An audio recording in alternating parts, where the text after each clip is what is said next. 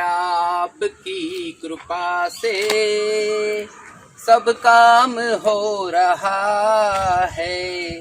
संत श्रोमणी स्वामी लीलाशाह महाराज की जय। आइए देखते हैं आज की वाणी।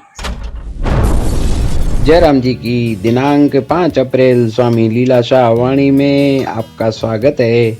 आज का विषय है जीवन का उद्देश्य। स्वामी लीलाशाह महाराज जी ने कहा है कि मनुष्य शरीर, जाति, वर्ग, आश्रम, धर्म आदि से अपनी एकता करके उनका अभिमान करने लगता है, उन्हें अपना समझता है और उनके अनुसार स्वयं को कई बंधनों में बांधकर राग द्वेष करने लगता है, तभी उनका मन अशुद्ध रहता है। अतः साधक को यही विश्वास और निश्चय करना चाहिए कि मैं शरीर नहीं हूँ, मुझे मनुष्य शरीर भगवान की कृपा से साधना के लिए मिला है।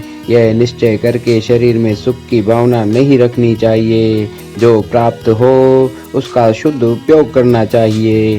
जयराम जी की विषय विकारों को थोड़ा करके न जानो। 100 मन दूध में यदि 1 बूंद विष की डालोगे तो 100 मन ही व्यर्थ जाएगा। विषय विकारों को सांप के विष से भी अधिक भयानक समझो।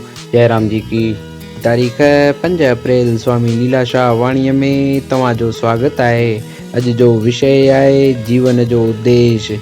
स्वामी लीलाशाह महाराज जिन चवनि था त मनुष्य शरीर, जाति, वर्ण, आश्रम, धर्म वग़ैरह सां पंहिंजी एकता जोड़े उन्हनि जो अपमान करणु लॻे थो, उन्हनि खे पंहिंजो ॼाणे थो ऐं उन्हनि मूजिबि पाण खे केतिरनि ई बंधननि में ॿधी राग द्वेष करणु लॻे थो, तॾहिं संदसि मन अशुद्ध रहे थो।